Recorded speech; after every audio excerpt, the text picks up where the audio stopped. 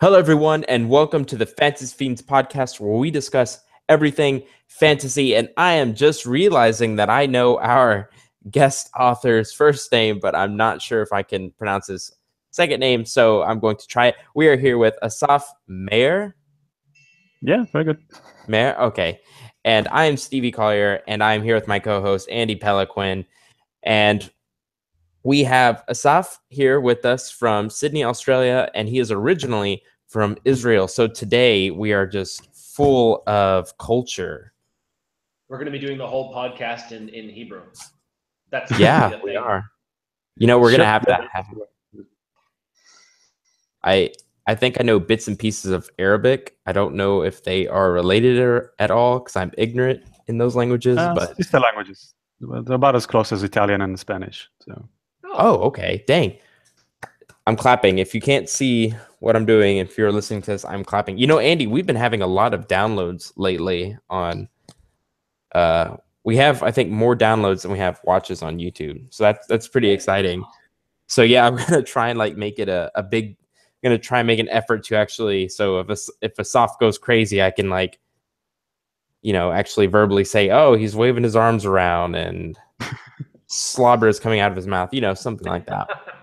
So our listeners can get a visual. Really narrating everything that's going on. Yeah, exactly. Oh, Andy, stop picking your nose. All right, there we go. So for those who are listening to the podcast, Stevie's face in the opening was like filling the whole screen. I was thinking to myself, how is Stevie going to change up the intro today? And he didn't do it verbally; he did it visually. His face was like, "And welcome to the Fantasy Fiends podcast." Oh, it sure was. I was trying to start something new where I actually look at the people watching, but now it probably just seems more creepy than anything. So God dang it. I really hope that's not gonna be like the thumbnail. I'm gonna have to go check it right now. Anyway, so we like to start off the podcast with as it talking about something cool that happened during the week. It doesn't necessarily have to be fantasy related. So Andy, Did you guys go watch the Justice League movie?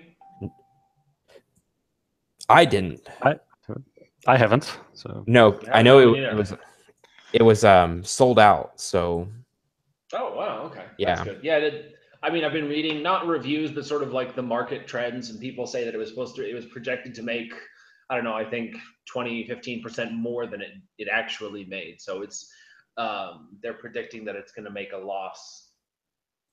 And I've read reviews that say, like the movie was the best of the DC movies besides Wonder Woman, of course. Wonder Woman is still the best acclaimed of the new ones, but it was better than Batman vs Superman and all those other ones, Man of Steel.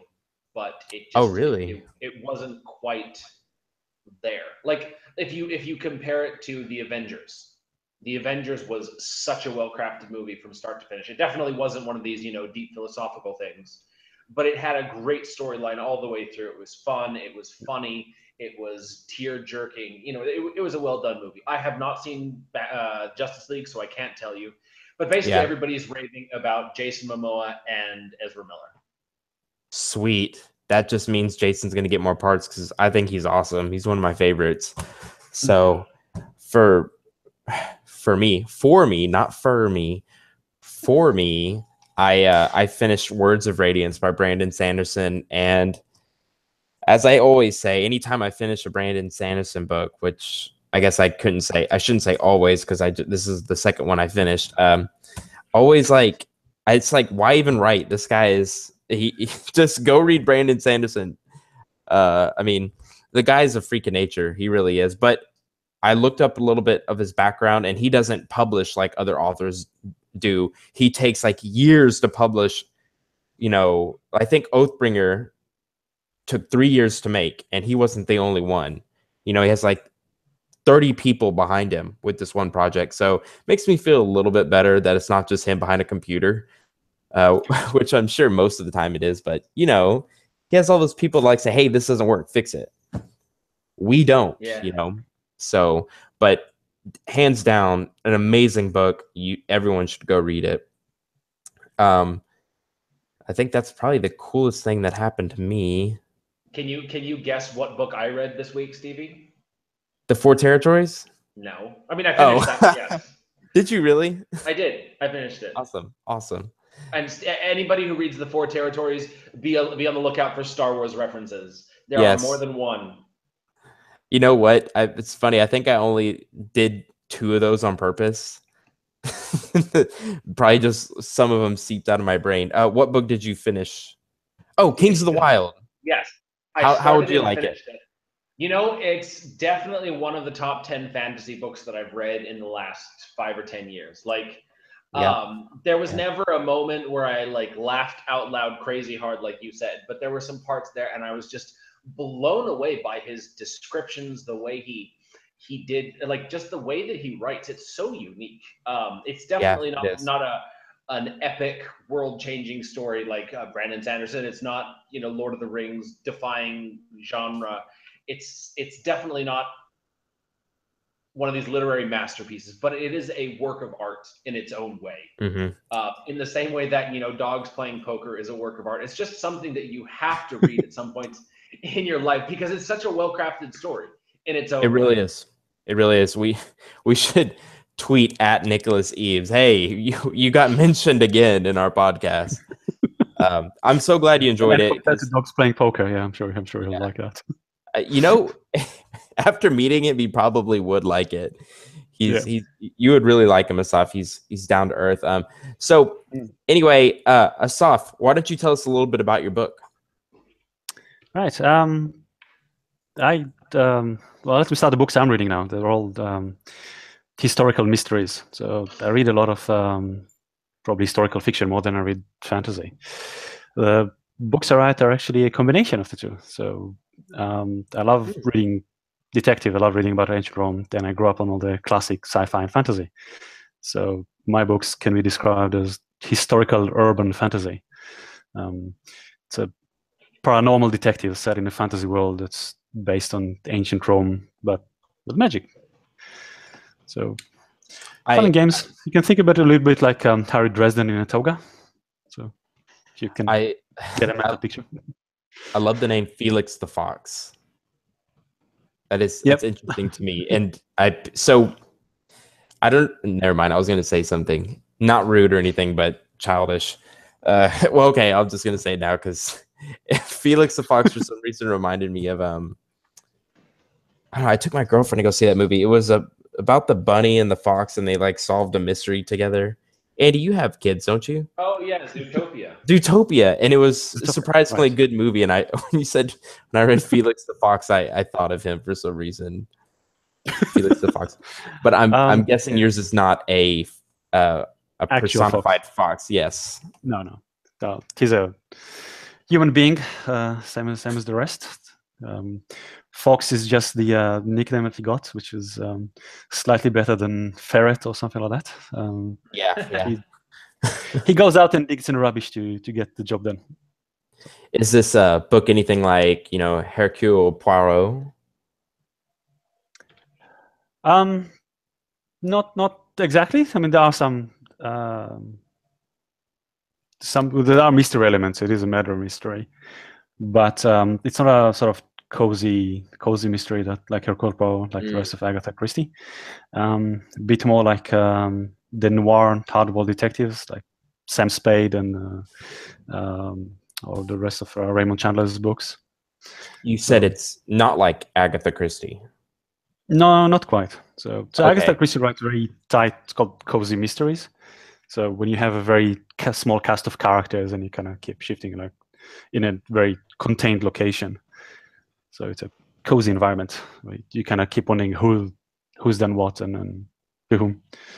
If you ever played Cluedo, that's that kind of environment. So this is a bit more. There's a bit more bigger setting than that. So two things after what you just said.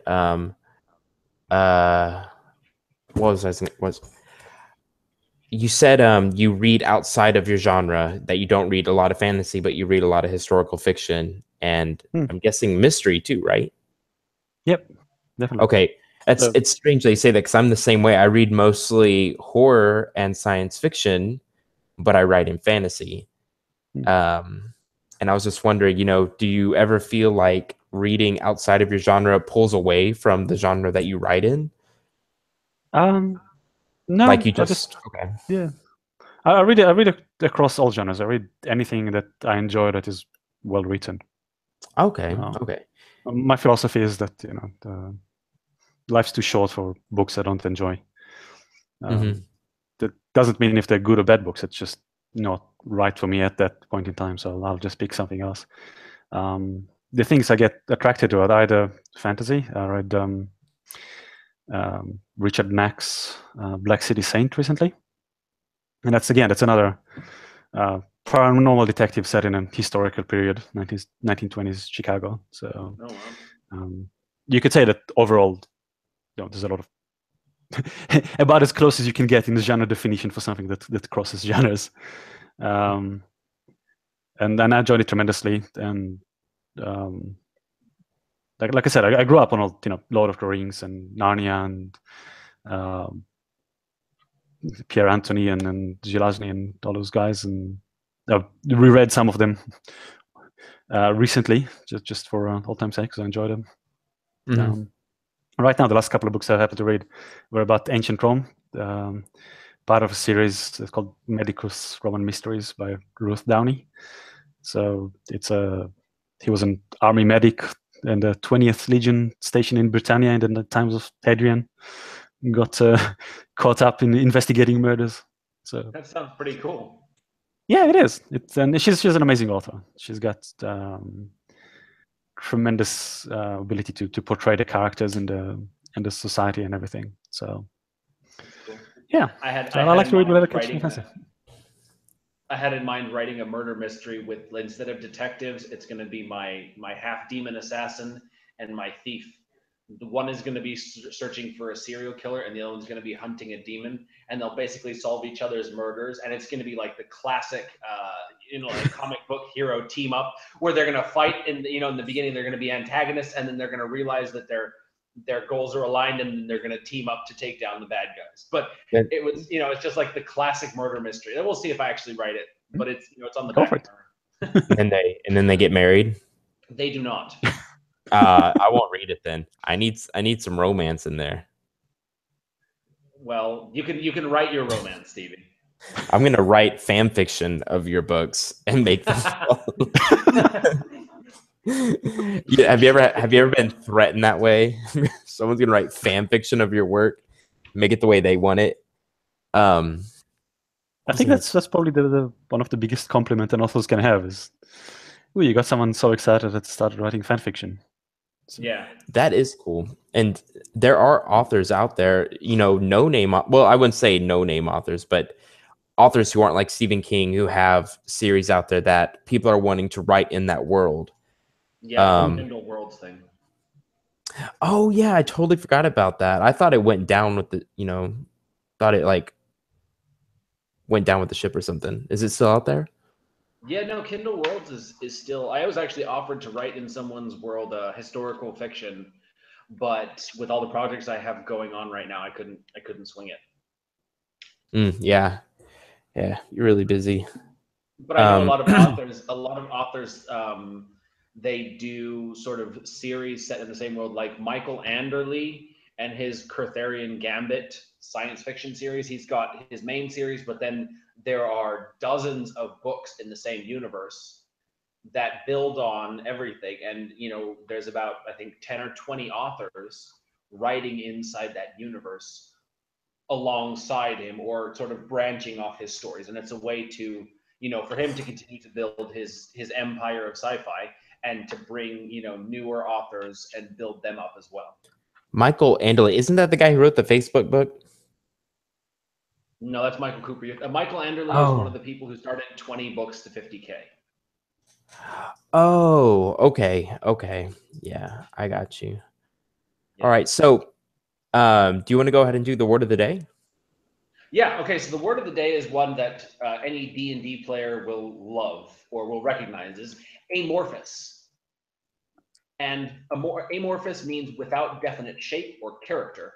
When I think of amorphous, I immediately think of Stevie. A slime.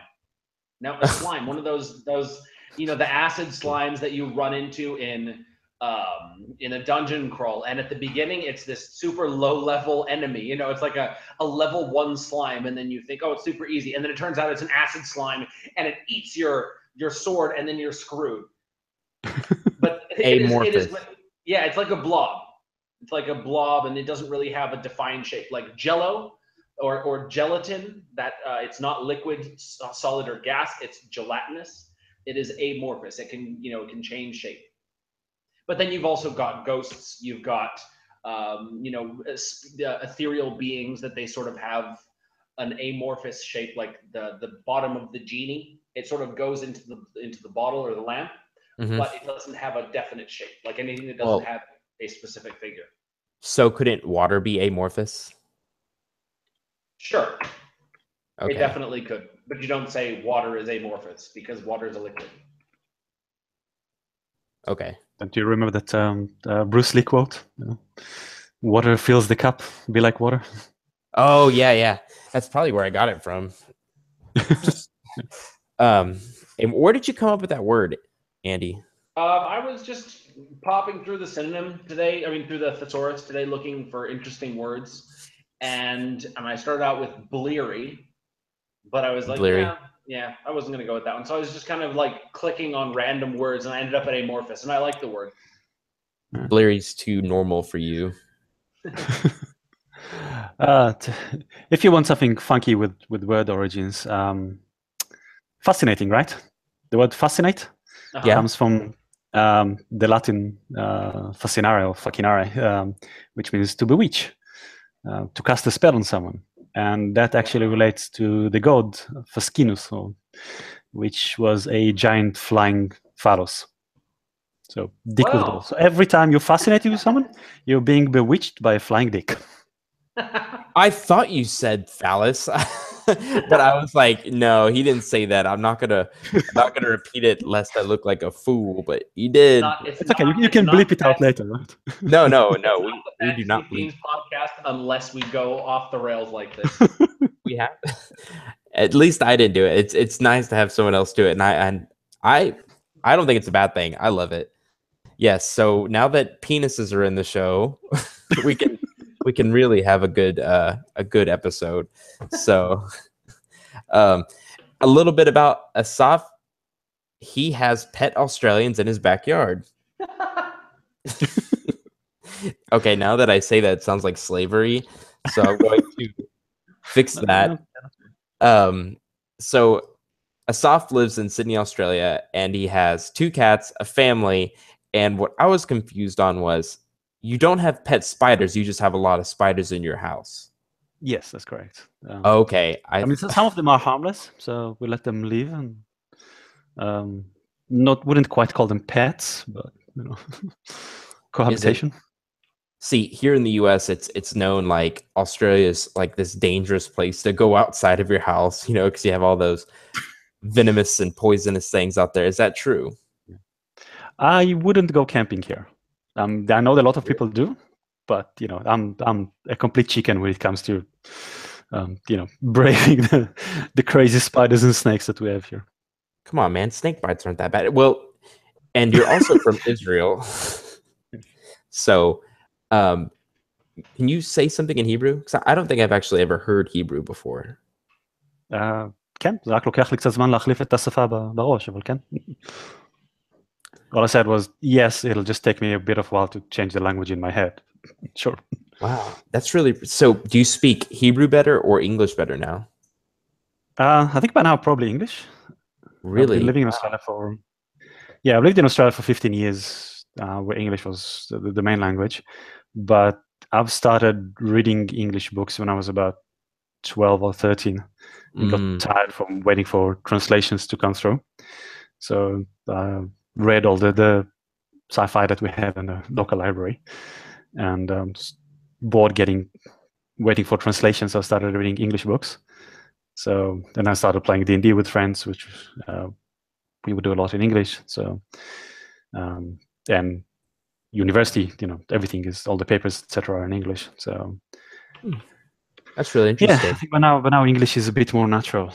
Definitely, I write in English. So yeah, that's always been an interesting thing to me with languages, that people can have their second language become more, what am I trying to say? It can be more efficient with than their native language. I'm totally messing that up. You know what I mean? The second language takes over the first. Yeah, and I speak with my family Hebrew, and it's natural because I'm used to speaking to them Hebrew. But if I need to write something in Hebrew or read an article in Hebrew, it just looks weird. Really? Yeah. My French I'm so used to professor, reading English. really? Yeah. My French professor's wife was fluent in French when she met her husband, but then her kids were brought up speaking French, and now she's from Texas. She speaks, her French is better than her English now, and that always fascinated me. So Andy, you're wanting to do the reading next. Yes. Yeah. I was thinking because we're going to talk about the research, and I was reading over the little excerpt that Asaf sent us, and it was so well researched that I want the people, the listeners to get a feel for it, so they realize that he really is an expert on doing the research behind everything and not taking shortcuts. I think you're a little jealous, Andy. Someone's beat you on research. A little bit. Well, I wouldn't say he's beat me on research, because I do a ton of research. I'm actually really happy with all of my research. It's the rest of the stuff that I'm not so good with. Yeah, I mean, how much research do you have to do a historical fiction? I bet it's massive. And actually, before we do the reading, that brings me to my next question. It shouldn't take long, Andy, I promise. So you wrote your book in 2015. Have you been writing the sequel to it this whole time? Mostly. So had a baby join the family. Soon after, yes, I was the first draft of Murder in Absentia. I was working to a deadline to finish it before it was born, and I published soon after. And then came the sleepless nights and everything. So that took a slight hit on productivity. Okay. But I've gotten back to it really heavily this year, from the beginning of this year. So I think I wrote the first third of the book last year, and the last 2/3 this year. And I've now been editing it. I've been blessed with a few people that have offered to better read and help. So yeah, nice. No, And the sequel comes next out February. Yeah. Okay. Next February. And so which of these excerpts are we reading? I like number 3. Number 3. Okay. The Underbelly. As soon as he said the excerpt was dark and grim, I was like, that's the one we're reading. Yeah, I could. Okay. All right. So Asaf, who do you want to be? Do you want to be a narrator or a character? I'll be the character for a change. Okay. I always do Felix. So yeah, let's do someone else. Let's see how it works out. All right, Stevie, do you want to narrate? Sure. You mean you want me to narrate? You want me to get something wrong? Yes. You can't hide it, man. You can't hide it. He's got some really good words in here that I'm kind of like, oh, Stevie's gonna stumble over these. No. There's actually only 2 people. I mean, the third one, I don't think he has the bodyguard. I don't think he actually has speaking lines. That's perfect. All right. So which character do you want to read? In that scene? I think he said he wanted Felix, but it's not Felix, right? It's Felix. Felix. All right. So then I will be reading Borax is the character, or what's the character I'm reading? Well, that's what I'm saying. So there's 3 characters in there. Okay. Felix, who's the narrator, will be doing most of the reading. Okay. Philocrates is the one, the other one doing the talking, and Borx is there to provide heavy muscle in the background. But I don't think he's actually got any lines in that scene. Okay. So I'll read Philocrates then, and you'll read Felix. Okay. Awesome. Okay. And I'm reading Felix's thoughts. That's right. Take it away, Stevie. Okay. The disadvantage of hoods is that they block one's peripheral vision. They are also slightly conspicuous on a warm summer night. Thus, Borax and I had no trouble in identifying Philocrates as he emerged from the dental skull and follow him around town. I didn't know where he lived, though, so we had to act fast. At the first opportunity, an ally far enough from the dented skull and dark enough for our needs, I called out his name. He turned instinctively towards me, his face highlighted by the moonlight. Philocrates, how glad I am to have caught up with you. I have something I need to tell you. It's really important. I've found something that I'm sure you will find interesting. It's a rather unique scroll. We approached him calmly as I spoke, all smiles and visible hands. When we got within a couple of paces from Philocrates, I stopped walking. But Borax very nonchalantly took another 2 steps and threw a hard jab at Philocrates' jaw. I caught his arms as he staggered and kneed him between his legs. He sank down. Borax grabbed his hood and covered his head with it completely, and I delivered another knee to his covered head, just for good measure. Borax hoisted the unconscious body on his shoulder and followed me to the nearest entry to the Cloaca Maxima. I lifted the grill. Cloaca Maxima, thank you. I lifted the grill covering the entrance with some effort, climbed down, and received the body of Philocrates as Borax lowered it to me before jumping in himself. As soon as we were out of sight, I cut strips from Philocrates' cloak, bound his feet and hands, and then gagged him. I didn't think we were observed, but even so, we kept walking down the sewer, away from the grill. The air was thick and heavy, the smell suffocating. With the light filtering through the sewer entries almost too dim, I tore another piece of Philocrates' cloak, and using the incantations as I had in Cassio's cave, I got it to light up. This being a damp environment and far away from the locus of Magia Ignis, under the Pharos, it took me considerably longer before I managed. I wrapped the strip of cloth around a stray stick, and with this makeshift torch, we made our way further down the line of the sewer, towards the egress point in the cliffs. Our ancestors, balancing hygiene and paranoia, have built many offshoots to the Cloaca Maxima. Wherever possible, these branches head to the sea cliffs on the north side of the city, spilling their foul contents into the sea rather than the bay. At the point of egress, all openings are protected by sturdy metal bars, spaced so that nothing larger than the bodies of dead rats will be able to pass through. The city keeps public slaves to clean the sewers and make sure that the openings never get blocked up with the detritus. Detritus, thank you. Detritus. We walked for a while in silence. At one point, Philocrates woke up and started to groan through the gag, but we ignored him. Borax had no trouble keeping him tightly on his shoulder. Luckily, we were not too far from the cliffs and made it to the opening before we succumbed to the horrid smell.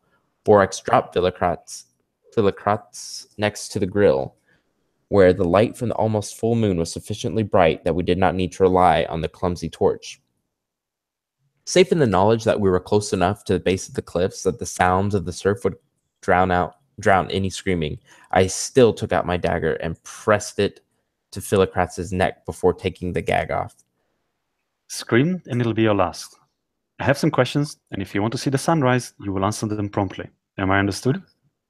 He nodded, and I removed his gag. I only have 2 questions, really. First, why did you send those men after me? So it was you, he said with a slight note of surprise. I wasn't sure until now. He started and stopped a few times. I can't discuss matters of the Cabal with anyone who did not take the blood oath. Do try, I said, and drew my dagger along his shin, leaving behind it a glistening dark line. To his credit, he only drew in breath sharply. You misunderstand, he retorted. I really cannot. The oath is not mere words. There is power in it. It binds us to secrecy and to Zymaxis' will. I've been accepted by your cabal. You've seen it tonight. Zymaxis gave his approval. The rest is only formality. Now, why did you send those men after me? I can tell you as much as I told them. He replied. There was a library. We've heard there's a library of, shall we say, eclectic and esoteric material for sale in Ephemesica. Zymaxis commissioned me to acquire it, as I have procured similar material for him in the past. But by the time I got there, it had been sold and shipped. I sent agents to track it. The agents finally reported the contents were in Agrisha and for sale.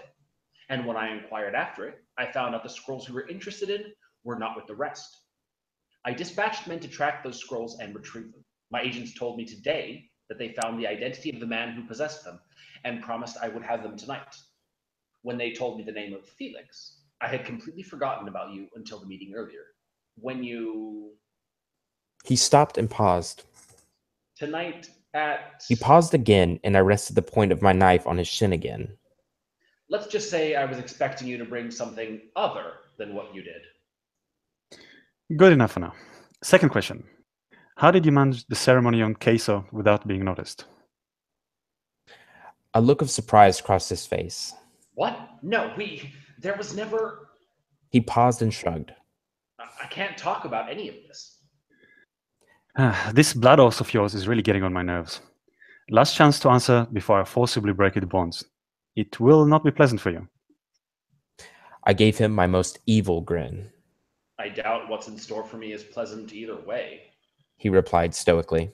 I know you will not leave me alive. If I thought my admission would buy me a quick death, I would cooperate, but I really can't. Come now. I'm not a cold-blooded killer. I've made a reputation for myself by keeping my word. And I do give you mine now, that should you tell me everything I need to know, I will do what I can to see that you are exiled rather than crucified. It may be so far from Greta that you will have to go to the land of the Hyperboreans, but you will still have your life. Then kill me quickly, because I will not be able to tell you anything. He said sadly. Borax, hold him tightly, please. I sheathed my dagger and then unscrewed its pommel and extracted the pouch of herbs. I selected one of the fine razors I keep in a special compartment along its sheath. You see, I've analyzed the herbs that Maxi uses. I know his supplier. I know about his oath too. This time I came prepared with antidotes in case he makes me drink anything again. Yet, for the one who claims the oath is already blood-binding, well, we'll just have to get the antidote into your blood. I sat on Philocrates' feet as Borax came behind him and held his torso in a bear hug. I pulled up his tunic to reveal his muscular thighs.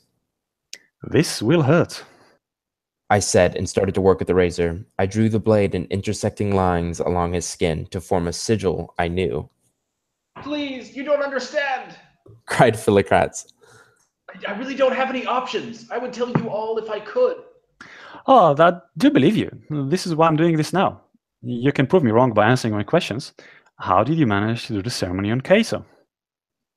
He only shook his head. Very well, we shall have to proceed. I tore a piece of his tunic, wrapped the seeds and herbs I had, and singed it with the torch. Starting my incantation now, I took the smoldering pack and started to rub it into the bloody sigil on his skin. I kept muttering the chant, ignoring the strangled cries from Philocrates, his twitching and spasming. When I deemed it enough, I repeated my question, still holding the smoldering pack to his cuts. Stop this, man! Please stop! Cried Philocrates. I feel it burning in my veins. I can't speak. It hurts. Tell me how you did quesoing. I can't. I swear to you, I can't. His spasms are increasing now, but Borax still held him tightly. I burst the burnt cloth and rubbed the hot seeds and burning herbs directly into his cuts. The sigil itself started to glow faintly, the blood now visibly pulsing in a bright red that had nothing to do with the moonlight. Tell me about Queso. We never touched him. He spat and screamed, then his whole body convulsed and shook. A spasm in his leg threw me off, and even Borax had difficulty holding him down. Philocrates cried out wordlessly again, a scream of anguish. Blood started to trickle from his nose and ears, and his red-shot eyes looked like they were about to pop out, which they then did, with a squishy plop and hung by the strands of nerves on his cheeks. His next scream was cut short by a gushing of bloody vomit coming out of his mouth and nose. He jerked one last time and then just lay there, dead, with the sigil burning angrily on his thigh. Well, one thing I was certain of, as I looked at the dead body lying in a pool of sewage, blood, and vomit at my feet, Whatever other precaution I might take, I absolutely must avoid the blood oath. Okay, I thought you said this was a cozy mystery. No. When did I ever said that? Oh yeah, I said it was an historical mystery with, the touch of horror. Definitely the gory bits. I wasn't expecting that last part, so I was very entertained. Yeah. What does in absentia mean in the context here? Okay, in absentia means in the absence of, literally. It's used in murder cases where someone is tried in absentia. So, I mean, you try a person even though he is not there for murder. So, that somebody knows that a killer, somebody committed a crime and he ran away, you can't get him, but you still hold the trial even though the suspect is not there. So he's tried in absentia. Why that is relevant to the plot, I will leave you to read and find out. Right. Okay. So it's a spoiler. Very cool. Yeah.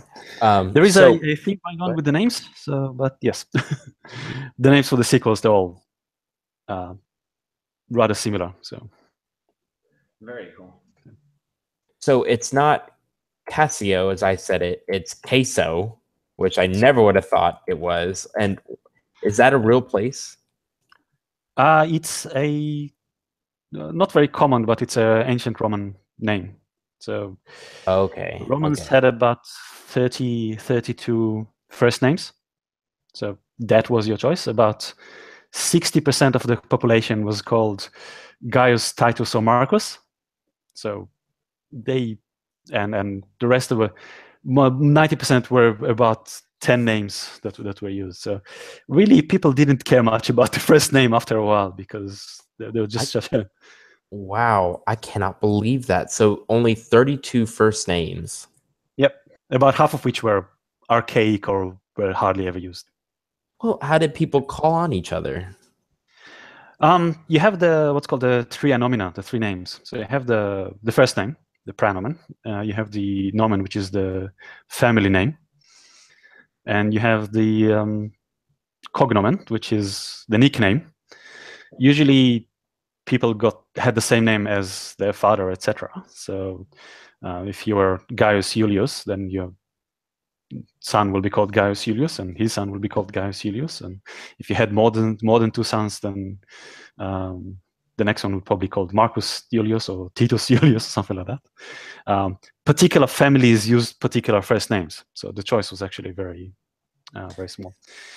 And that's why they started doing the third name, the nicknames. So Gaius Julius Caesar, to difference with other other people, Juliuscans. And then that got inherited too. So the famous dictator Caesar, Caesar in English. So his father was named Gaius Julius Caesar. His grandfather was Gaius Julius Caesar as well.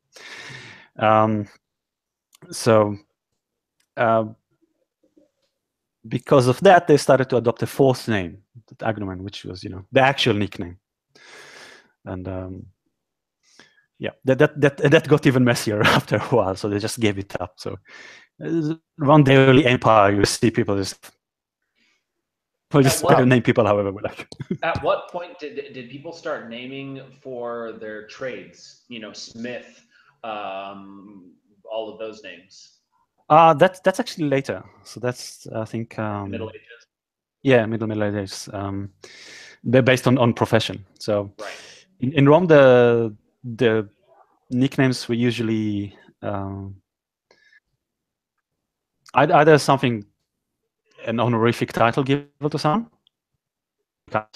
so on his exploits in Africa, or they were humorous. So when you call someone Caesar, which is potentially linked to a full head of hair, and the person is going bald, or or you call someone Pulcher, which is pretty, when they probably were ugly as sin. Sort of like Little John.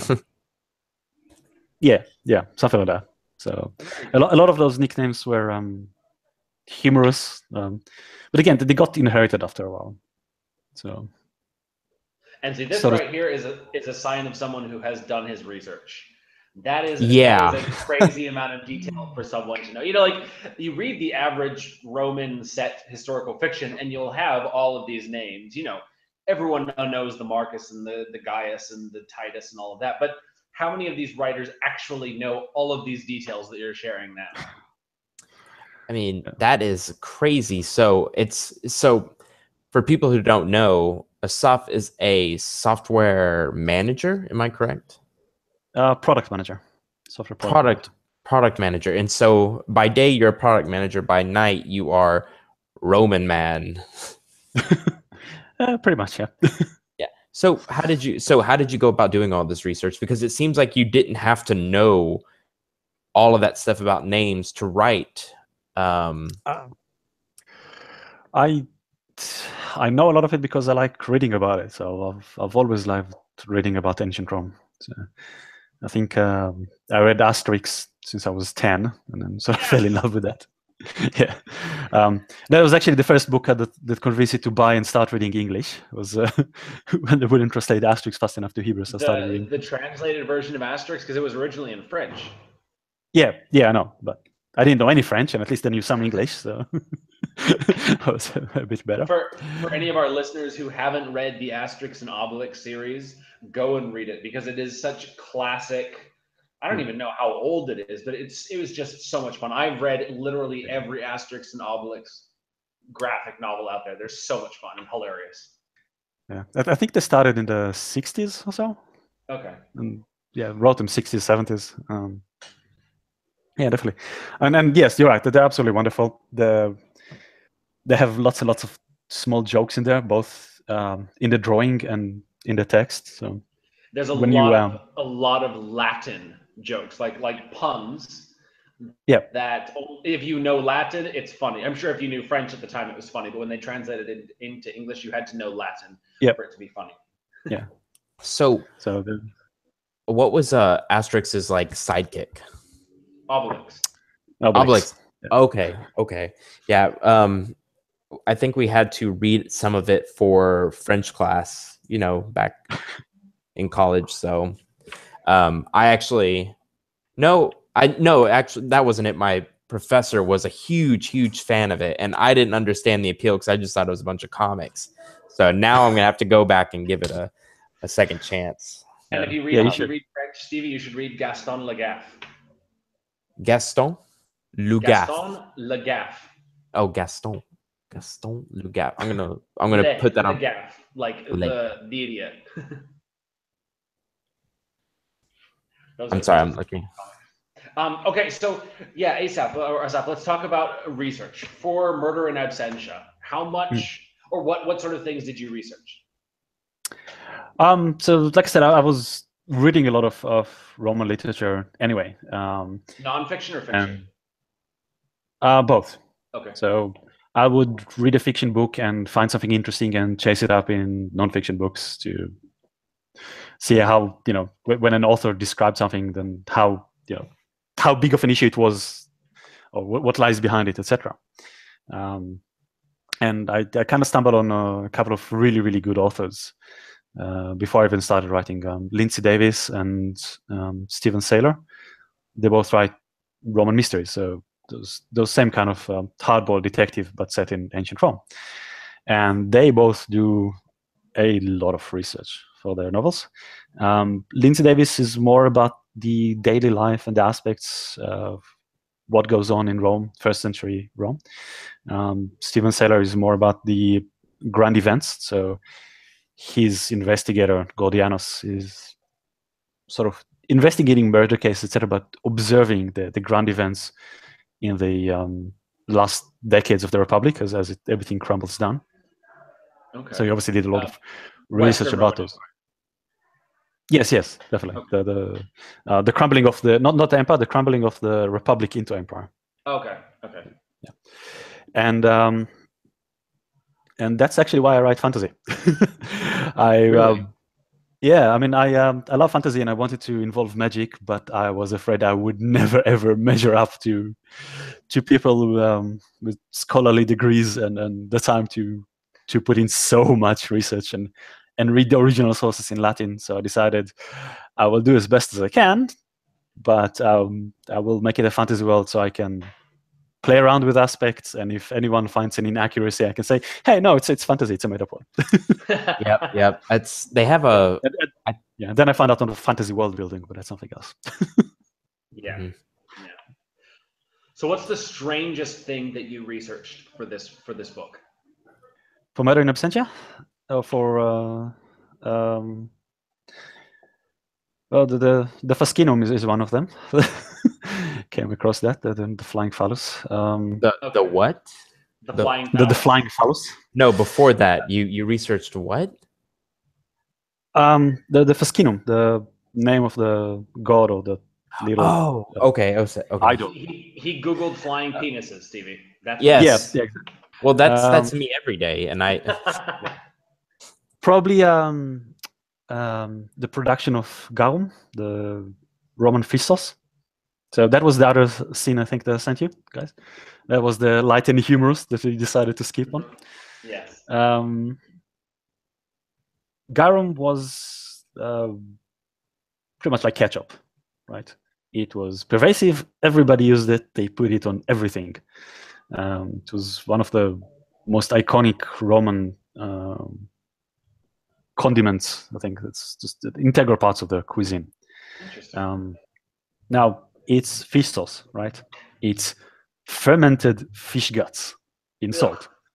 Yeah, you take large clay pots, you layer salt, fish guts, some spices, and then repeat salt, fish guts, spices. You cover it, you leave it out in the sun for a few weeks, so it's all nice and oozy, and you turn it occasionally to mix up all the aromas and everything, and then you strain it, and the liquid is you put it on your, and that rather aromatic liquid, you put it on your omelet when you eat it. So yeah. For those of you who are listening to the podcast, Stevie is furiously Googling where to buy this stuff because his face lit up at the thought of fermented fish guts on his omelet. I'm actually wondering how people get sick from that stuff. I mean, I'm guessing. Wow.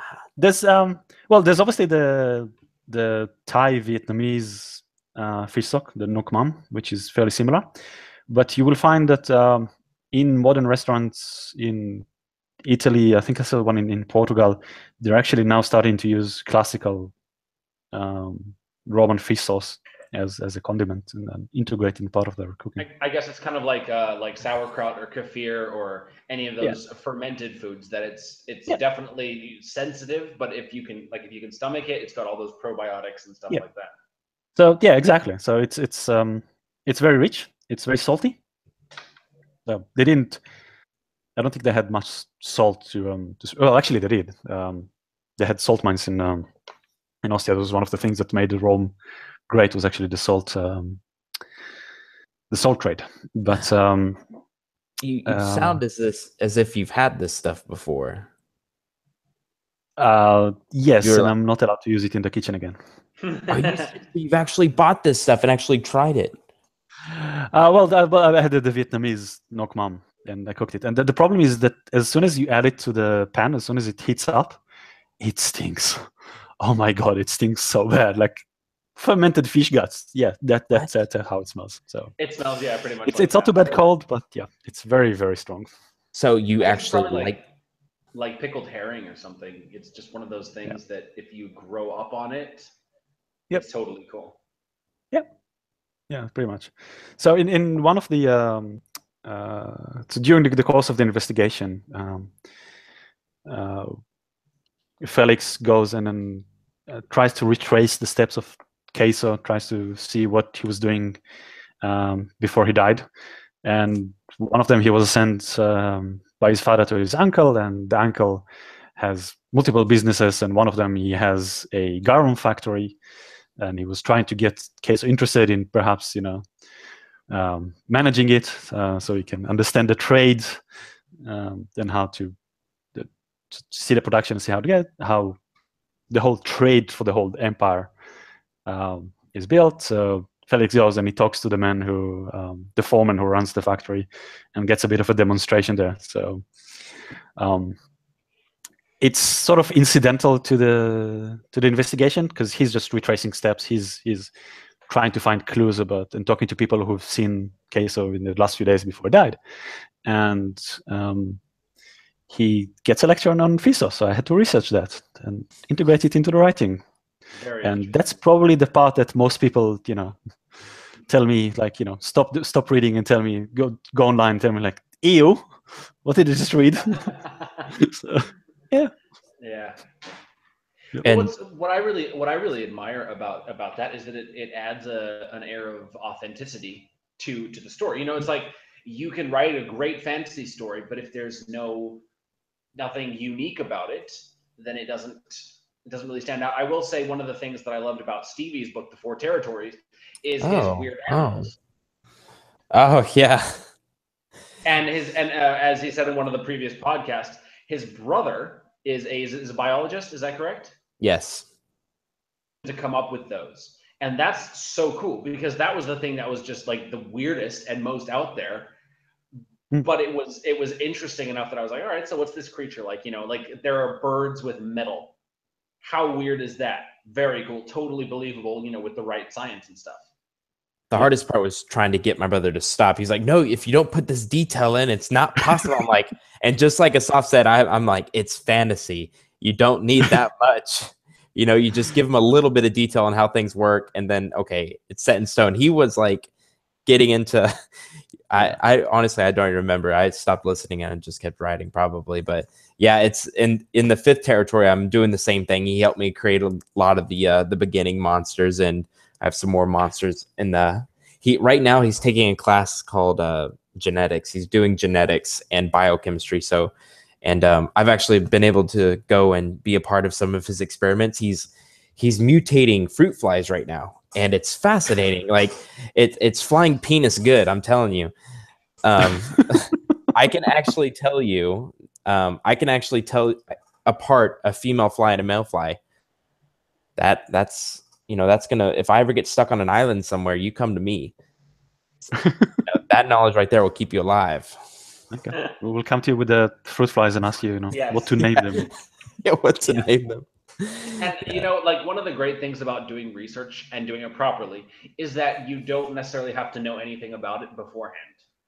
You can write a story with no knowledge of any of what you're writing about, but it just takes with enough research. For example, when I was writing Thief of the Night Guild, and I have zero blacksmithing experience. I have no understanding of metallurgy or all the chemistry that goes into it.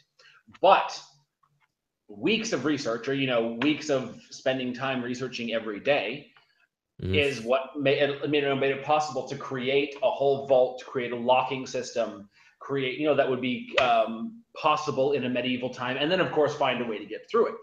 So it took calling, like for the locking system, I called Hamilton Safe and talked to one of their engineers and walked him through this design that I had created in my head and adapted it according to what he said. Or for writing characters, not just getting the information that's available online, but actually calling experts or the foundations with one disorder, Williams syndrome. I called the Williams syndrome foundation and asked them, okay, so would this character do this? Would he be like this? Would he think like this?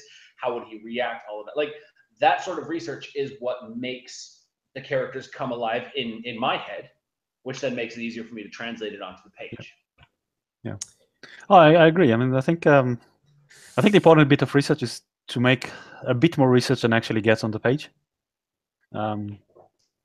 It's as long as you have an understanding broader than what actually gets on the page, then it shows, and it just makes the world richer. You don't have to get into all the details, unless it's a specific humorous break or has a specific plot point. But as long as you have an understanding of how everything hangs together in the grander scheme of things, then it does affect how you write, and it does affect how things are reflected in your writing. I gotta say, that's what makes an immersive world. A little bit of Andy rubbed off on me, and I actually did research for the fifth territory, and I've done tons of research on the bubonic plague and pirate ships. Like I think you just said, Asaf, that you research more than actually gets on the page. Yeah. And so now I'm a master of the bubonic plague and pirate ships, and I figure only like 3 pages worth of that information got, into the book, but crucial details. But I did get a little bit addicted to it though, because it was so interesting. And you never. Yeah, I think it's also an excuse for us authors to do the research, right? Mm-hmm. We write so we can do the research. It's subject we love. So, yeah. I could see that now for sure. And Roman culture has always been something very interesting to me. And we learned a lot about it actually in my French culture class, which was something I never put the two together when what was it? We had to learn about Roman bridges a lot. Pont du Gard and stuff like that. I think that's right. Didn't I thought they had like the French and Romans had a lot of scuffles, didn't they? The Gallic tribes, the tribes of Gaul. Yeah, maybe. Yeah, exactly. That's what I'm thinking. Even before France was born. Yeah. So Caesar conquered Gaul around 50 BC. Went on an escapade, walked all over the place. They actually started a little bit before that. They started about 100 years before that. They made into excursion to southern Gaul. So they were controlling the southern coasts. Marseille was a Greek city, and they were sort of the Romans controlled the coast along there, Gallia Narbonensis. But Caesar is the one who conquered the rest of Gaul, up to Belgium. Oh man. The name France comes from the Franks. There was a Germanic tribe that came centuries later, 7th century. I'm telling you right now, my French professor would kill me if he heard what I had said earlier. I guess I have forgotten everything about that, but that was true. That was like my first class that was 100% in French, and it was like taking a regular English history class, but in French. And I remember leaving with like it aching because I had to go back home and like translate everything I had written because was like, what the heck does that mean? It's not often we're talking about trebuchets and stuff like that in French. So, Andy, are we gonna have to rename this podcast like "Let's Do the Research" or something? Well, we can sum it up in a couple of sentences. Really, the whole point is you want your book to sound as awesome as Asaf's or as awesome as Brandon Sanderson, Stephen King, all of these guys. Do the research. Don't take the shortcut and just write the easy stories, but really take the time to delve into the characters, understand the character that you're writing, their psychology, the things that make them tick, their faults, their strengths, their weaknesses, all of that, and then understand the world that you're building. And the more you understand, the easier it will be to build a rich, creative world. That is what? Where are you getting? That is not what I took from this. What I heard is we need to have fish guts in our book and flying penises. So that's my next book, Asaf.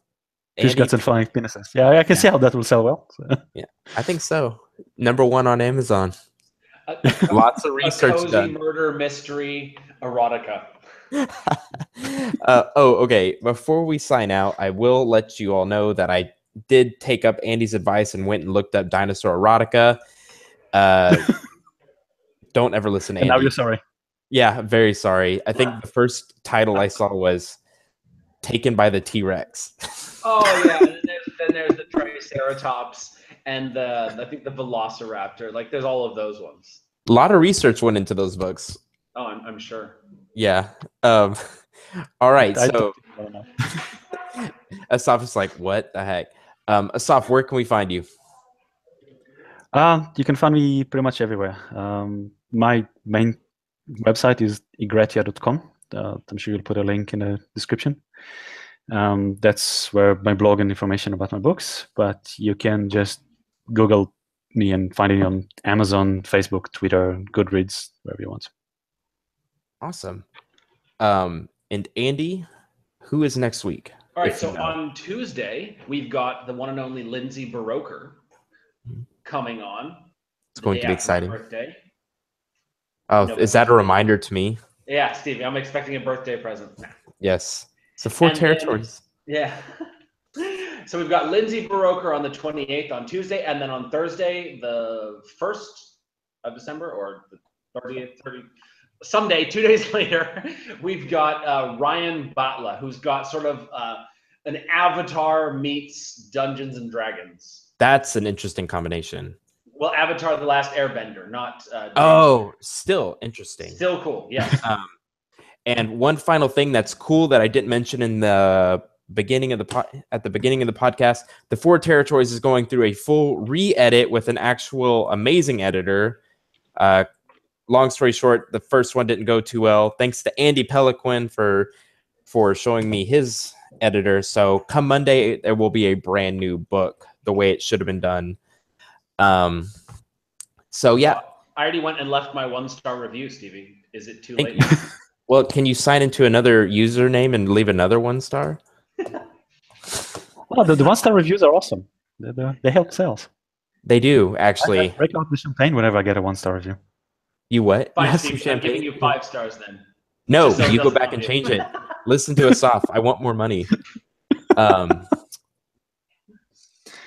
right. Reviews are funny. So the most useful reviews are the 2 and the 4 stars. So 4 stars are people who liked it but are not oblivious to the faults, and 2 stars are people who didn't like it but are not so self-obsessed that they just rant, which is usually what you'll find in the 1 stars. You know what? I just got a 2-star review and they did rant, but it wasn't in a hater way. It was really good feedback, which it was very helpful, and I took it that way. Did I agree with everything? No, I didn't agree with everything. But some of the stuff, like, yeah, that could be changed. But like you said, I think a 1-star review can actually help boost sales. For some reason, it does, right? Yeah. All right, Andy, you back? Yeah, that's all right. All right, so we want to thank Asaf Mayer for being on the air with us today. You should go pick up his book. It is Murder in Absentia, Togas, Daggers, and Magic, and it is book 1. Felix the Fox book 1, or I'm sorry, Felix the Fox book 1 if you are living in Sydney. All right, guys, thanks a lot for watching this YouTube video or listening to this podcast. We really appreciate it. If you are on YouTube, please like and subscribe. That helps us out tremendously. And if you're listening, please leave us a review on iTunes. That helps us out tremendously as well. Thanks again, Asaf. Thanks again, Andy. All right, that's it for today's episode. We'll see you Tuesday with Lindsay Baroker. All right, have a good night.